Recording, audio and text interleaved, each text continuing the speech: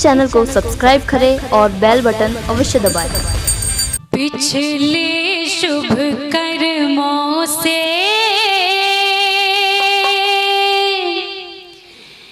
ये मानव तन पाया है, आगे के लिए बतला तूने क्या कमाया है। पिछले शुभ कर्मों से मानव तन पाया है, आगे के लिए बतला तूने क्या कमाया है, आगे के लिए बतला तूने क्या कमाया है।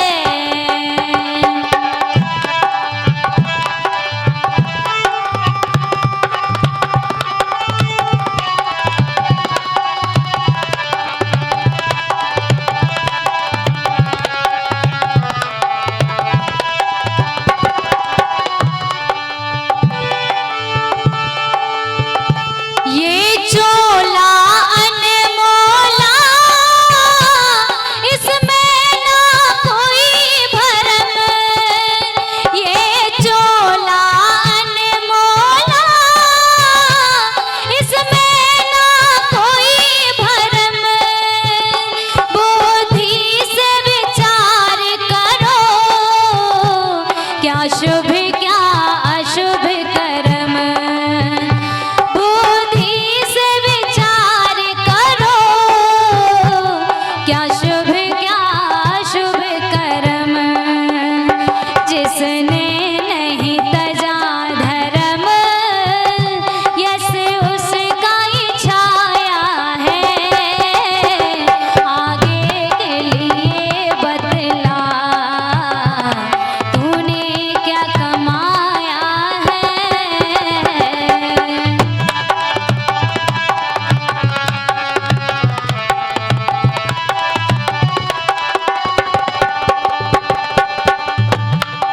कवि ने ये भजन बड़ी मेहनत करके बनाया है और ये जितनी भी बातें हैं ये वेदों से ली गई हैं, जिसमें बताया है कि अगर इंसान इन चीज़ों को ना करे, अपनी जीवनचर्या में इन चीज़ों को शामिल ना करे तो उसका जीवन व्यर्थ है। तो आइए वो कौन कौन से बताए हैं, आइए सुनते हैं। क्या मेहनत करके जिसने पैदा किया है धन, मेहनत करके जिसने पैदा किया है धन, बेईमानी कपट छल के ना पास गया है मन। बेईमानी कपट छल के ना पास गया है मन।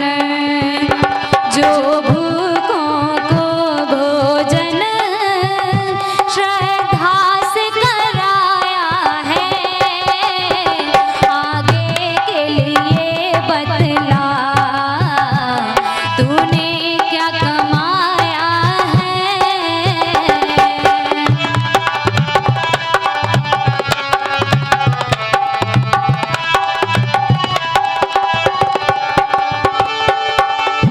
शुभ संस्कारों वाली पैदा संतान करो, शुभ संस्कारों वाली पैदा संतान करो।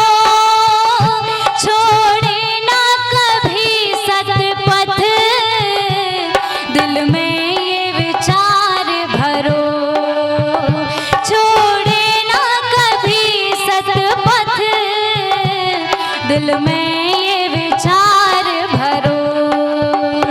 वसुधैव कुटुंबकम है, कोई न पराया है, आगे के लिए बतला तूने क्या कमाया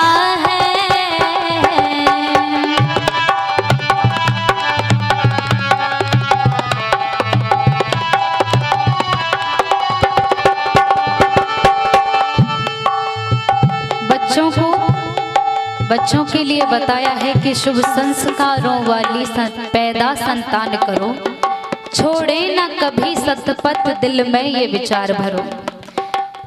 लेकिन ये हो कैसे? बच्चे ज्यादा प्रभावित अपने घर के बड़ों से होते हैं, लेकिन बड़े अपनी ही उधेड़-बुन में मस्त हैं, उनको अपनी थारी मारी से फुर्सत नहीं है। बच्चों को ये बताने वाले कौन होते हैं? हमारे बड़े बुजुर्ग होते हैं।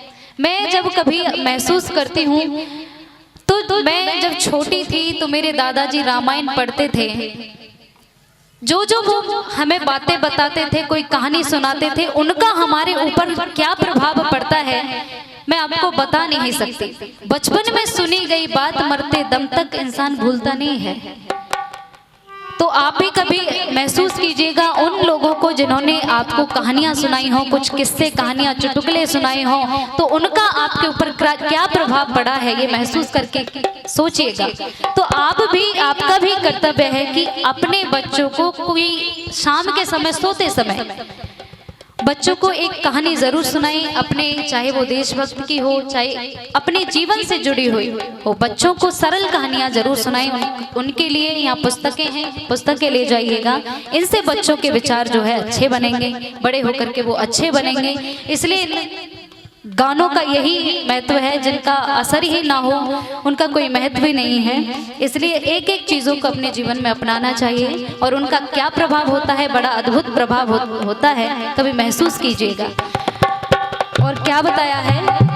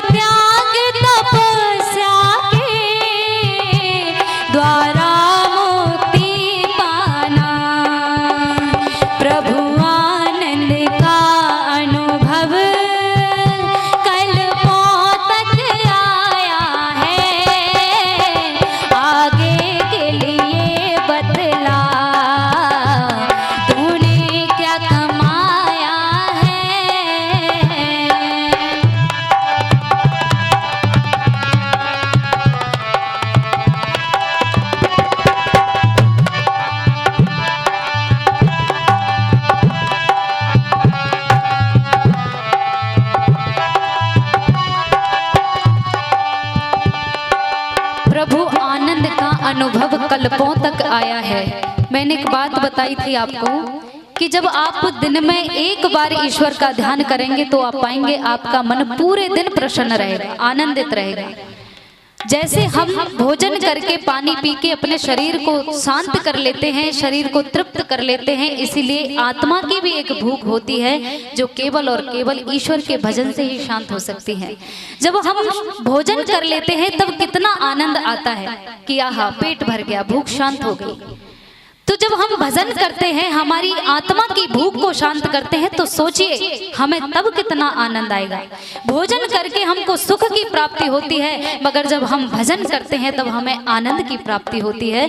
तो आइए, बड़ा सुंदर लिखा है अंतिम कली में, जिसने प्रभु भजन नहीं किया उसका जीवन उस भेड़ देखी है, उसके गलों में 2 थन होते हैं, गले में 2 थन होते हैं जो किसी काम नहीं आते, किसी काम नहीं आते। जब भेड़ चरने के लिए जाती है तो केवल उसे झाड़ और झंखाड़ में अटक करके उसको लहू लुहान तो करता है, जख्मी तो कर देते हैं और किसी काम नहीं आते।